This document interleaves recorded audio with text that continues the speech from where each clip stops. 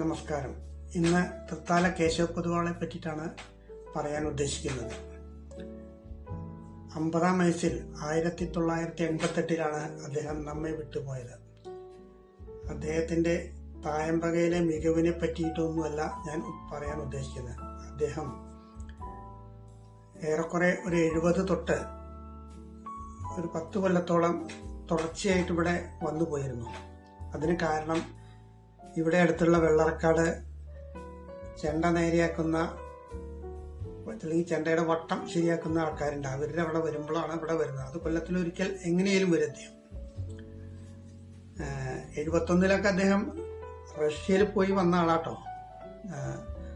എന്നിട്ട് അതിൻ്റെ കഥകൾ പറയും. അത് വളരെ രസകരമായിട്ടാണ് പറയുക.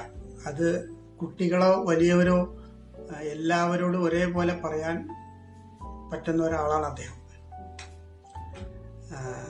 അപ്പോൾ അദ്ദേഹത്തിൻ്റെ ചില സവിശേഷ കാര്യങ്ങൾ ഇവിടെ പറയാൻ ഉദ്ദേശിക്കുന്നു. അദ്ദേഹം ഇവിടെ വരുമ്പോൾ ഒരു 10 മണിക്ക് ആവും കാലത്ത് വരുമ്പോൾ ചിലപ്പോൾ ചെണ്ട ഉണ്ടാവും കയ്യിൽ, ഇല്ലെങ്കിൽ ചെണ്ട കൊടുത്തിട്ടാണ് ചെണ്ടയുടെ വട്ടം കൊടുത്തിട്ടാണ് വരുന്നുണ്ടാവുക.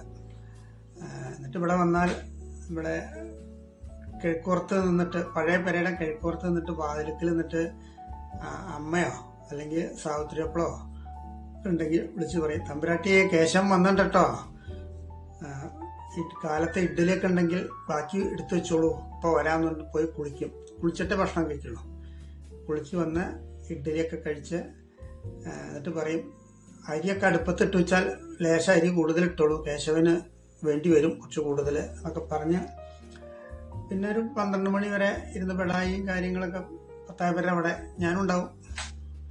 കുട്ടിനെ പറ്റിയിട്ടുള്ളതും ചിലപ്പോൾ കുട്ടി പഠിക്കാൻ പറയുന്നോട് അങ്ങനെ സരസായിട്ട്, അല്ലെങ്കിൽ റഷ്യ പോയിട്ടുള്ള കഥകൾ, അങ്ങനെ പല ഇന്ന കാര്യങ്ങളൊന്നുമില്ല.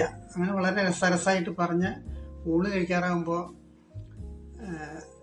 കേശവൻ ഊണൊക്കെ തുടങ്ങി കുറച്ച് കഴിഞ്ഞാൽ ചോദിക്കും, ഒരു സംശയമുണ്ട്, പപ്പടം ഉണ്ടോ ചോദിക്കും. അപ്പോൾ അന്നൊന്നും സ്ഥിരം പപ്പടമൊന്നും ഉണ്ടാവില്ല. അപ്പം ഇല്ല. അപ്പം കേശവൻ പറയാൻ എങ്ങനെയാ വെച്ചാൽ, 2 തീർപ്പും ഒരു സംശയമാണെന്നാ പറയാം. അക്കാലത്ത് സദ്യകൾക്ക് നമ്പൂരിമാരുടെ സദ്യക്ക് പപ്പടം ഉണ്ട്, പുറമുള്ളവരുടെ പപ്പടം ഇല്ല. അമ്പലവാസികൾക്ക് കിണഞ്ഞാൽ പപ്പടം കിട്ടുന്ന കേശവന്റെ ഒരു ഭാഷ്യം. അതുകൊണ്ട് ചോദിച്ചു, അത്രയേ ഉള്ളൂ എന്നാണ്. ഇല്ലാച്ചാ കുഴപ്പമൊന്നുമില്ല.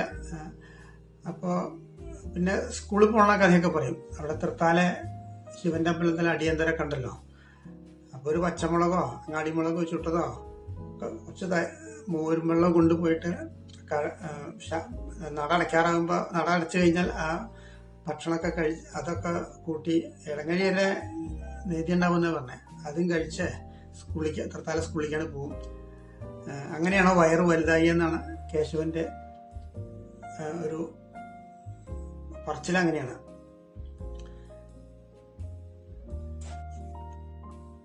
പിന്നെ കേശവൻ ബസ്സിൽ കയറുമ്പോൾ ഷർട്ടൊന്നും ഇടില്ല. അത് കുറച്ച് തടിച്ച പ്രകൃതാവുകാരനെ ബസ്സിൽ ഇങ്ങനെ വയർത്ത് കയറുമ്പോൾ ആൾക്കാർ നല്ല ഷർട്ടൊക്കെ ഇട്ട് നിൽക്കുന്ന ആൾക്കാർ അതിനൊക്കെ പറഞ്ഞ് ഇരിക്കാൻ സ്ഥലം കിട്ടി അവിടെ അടുത്തിരിക്കാണ് നീട്ടു പോകും. അപ്പോൾ സുഖമായിട്ട് കേശവന് ഇരിക്കാലോ എന്നാണ് കേശവന്റെ ഒരു പറച്ചില്. കേശവൻ പറയാറ് എങ്ങനെയാ വെച്ചാൽ, 101 പഴനൂർക്ക് 50 പപ്പടം ഇടങ്ങഴി ഉപ്പേരി, അതാണ് അത്ര ഓണക്കാലത്ത് ഒരു ചാണ എന്ന് പറയാം.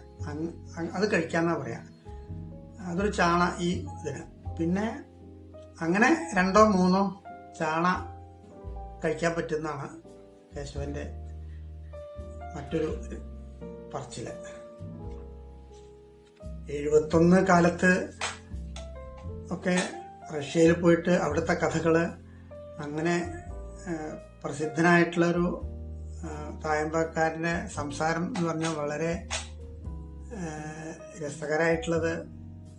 ഇനിയൊന്നും അങ്ങനെയുള്ള ആൾക്കാരുണ്ടാവും തോന്നുന്നില്ല. ചെറിയ കുട്ടികളോടും വലിയവരോടും ഒരേപോലെയുള്ള സംസാരങ്ങൾ. അപ്പോൾ ഇങ്ങനെ ആ കേശവനെ സ്മരിച്ചുകൊണ്ട് ഇന്നത്തെ ദിവസം ഇന്ന് അദ്ദേഹത്തിൻ്റെ ഇന്നിപ്പോൾ അദ്ദേഹം ഉണ്ടെങ്കിൽ 87 വയസ്സോ മറ്റേ ഉണ്ടാവും. അപ്പം അദ്ദേഹത്തിനെ സ്മരിച്ചുകൊണ്ട് നിർത്തുന്നു.